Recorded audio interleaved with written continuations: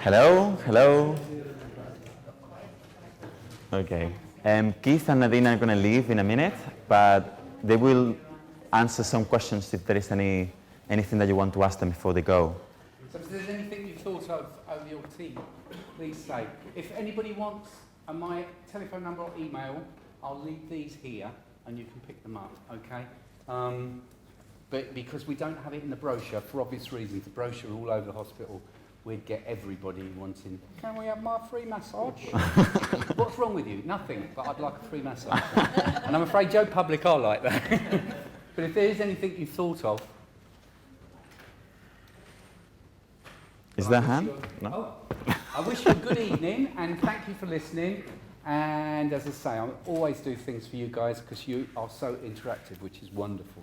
And that's how you learn. Every magazine in the world doesn't show you what joint information from various drug bits that you've been on that somebody else might be going on. And there's no better, is there? Mm. So thank you. Okay. Can I have the cards then? I'll give it to them. So I got the cards, okay? Okay, I'll give you this because now you're going to do the questions and answers, yeah? Okay, well, let's continue then. Wait a sec.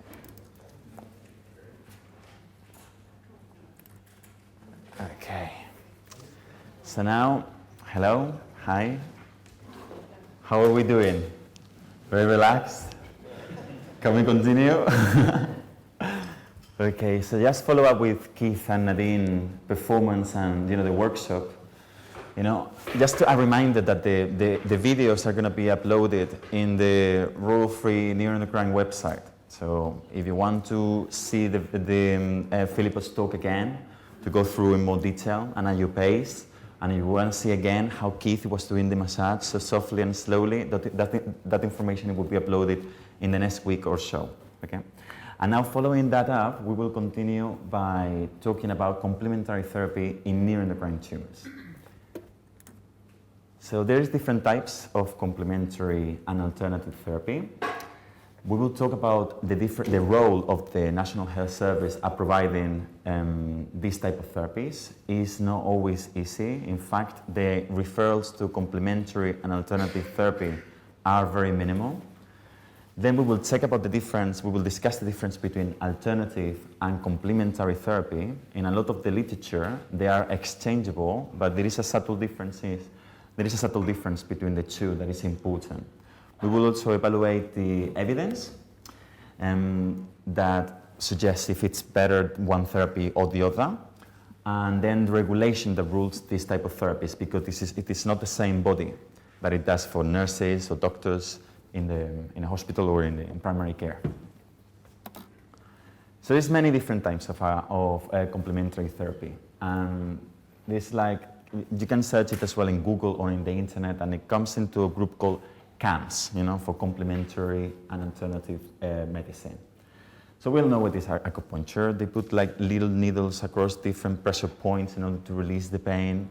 It seems to be, there is evidence that suggests that in chronic lower back pain is kind of quite useful. We also have there is another one called Alexander technique, which is it helps with the posture, and it's like a facilitator, will help you to create healthier positions, and then that in the long run will help with the pain, if any pain in the body, and also with relaxation of the muscles.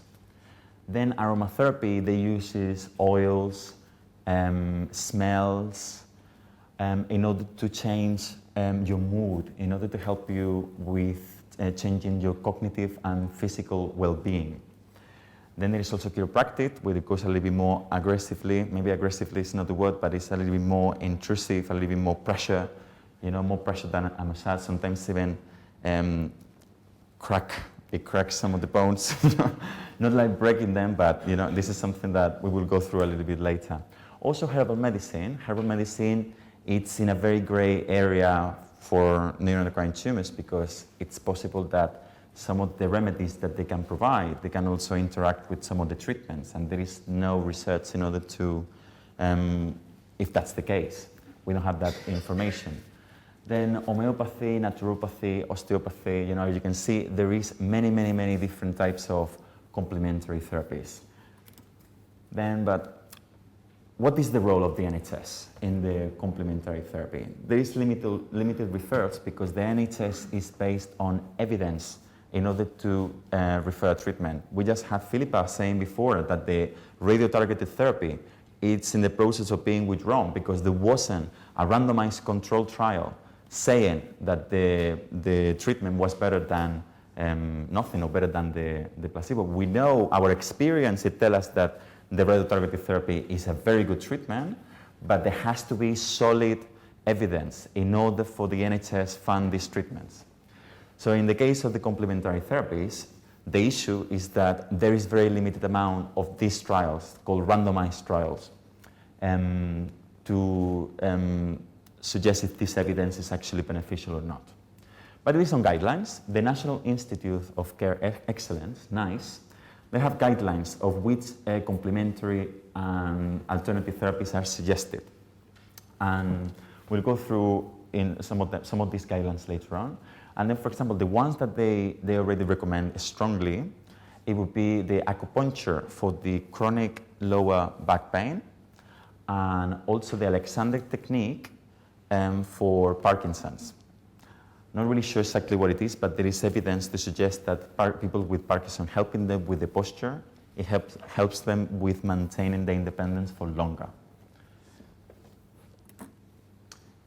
And then what is the evidence? We talk about the scientific evidence. We need at the moment randomized controlled trials in order to evaluate the effectiveness and safety of whatever treatment we're doing.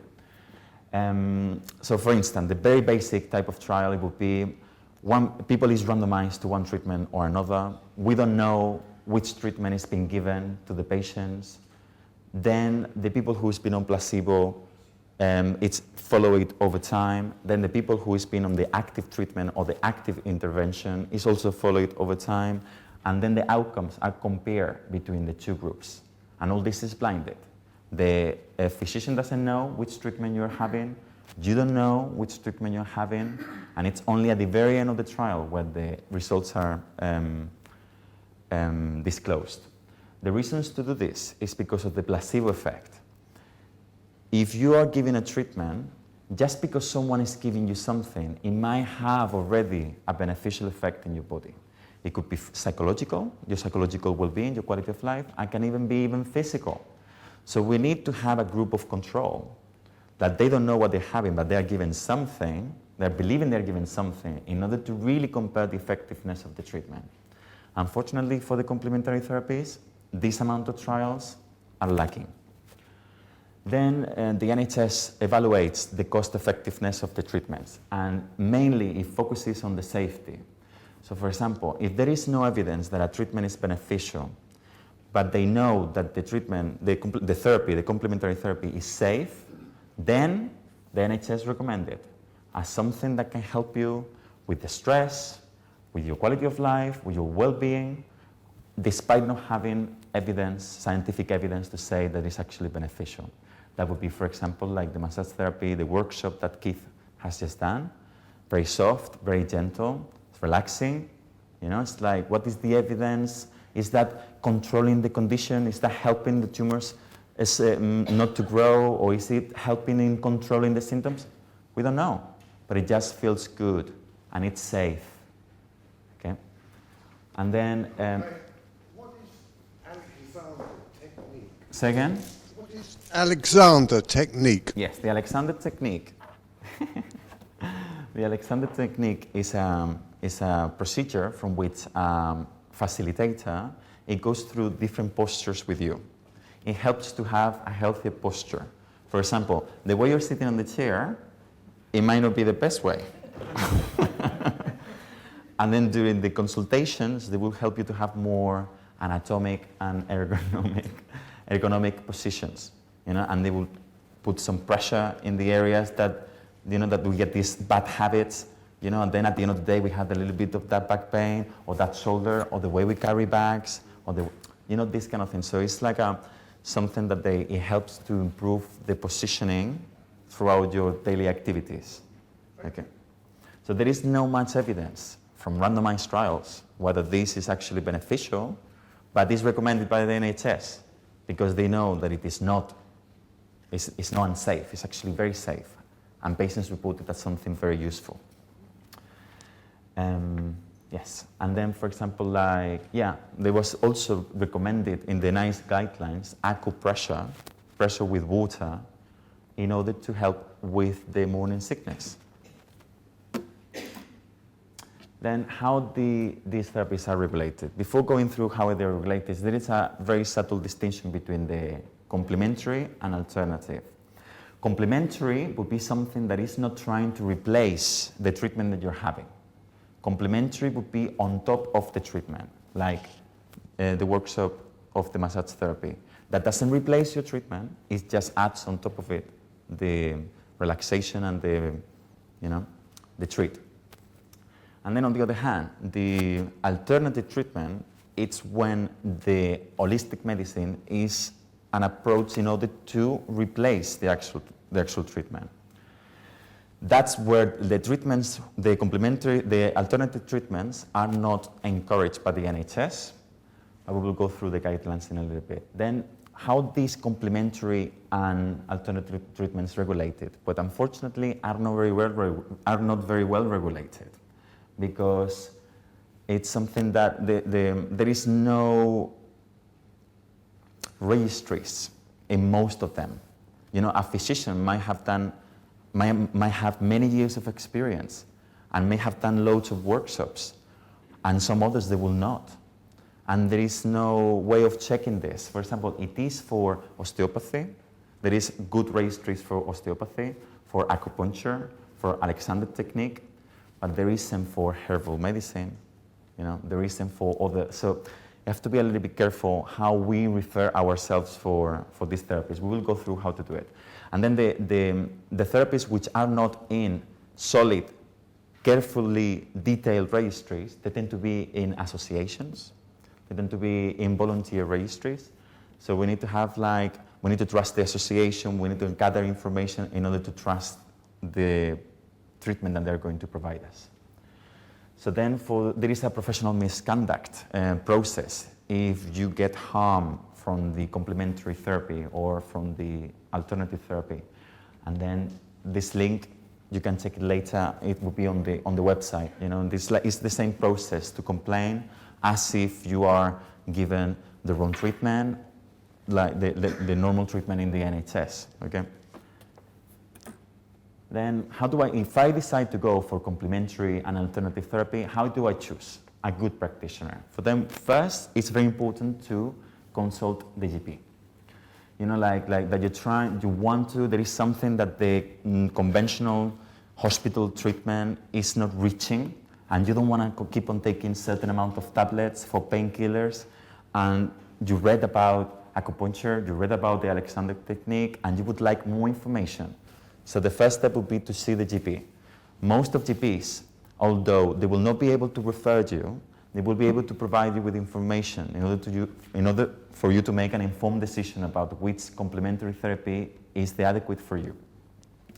And then it's very important if you have a pre-existing condition, which is the case for neuroendocrine tumors. You know, like the cautions, the warnings that you need to have before having this therapy. For example, like having deep tissue massage is not in itself a problem for a healthy person. But if you're having cancer, then having a deep tissue massage, it is not recommended. It could be detrimental. It has to be soft, it has to be gentle, it has to be relaxing. But then, how do you know? You have to go to the GP and to ask for information. And then if you are going to a specialist center, because maybe in your case with the neuroendocrine condition, maybe your GP might not be able to provide all the information that you need. Then you can speak with Philippa, you can speak with the clinical specialist nurses, you're going to speak with Professor Kaplan or with any of the other doctors in order to give you the information that you require. Then you also can learn about the treatment, the complementary therapy that you're seeking in the internet. There is like a massive information in the NHS website. As I said, we will put also in the web the NICE guidelines about complementary therapy, so you can have a look and see what is the therapy that you would like to try and if it's adequate for you. You can also evaluate on yourself the research that is in there. Some of them could be very worthy and very technical, but some other is quite straightforward. So you can have some readings and information, bring into your clinic consultation and discuss it with the doctor the next time you come.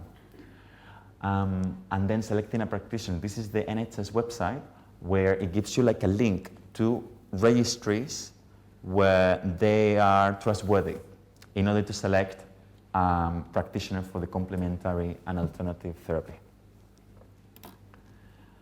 And that's it. Thank you so much. Do you have any questions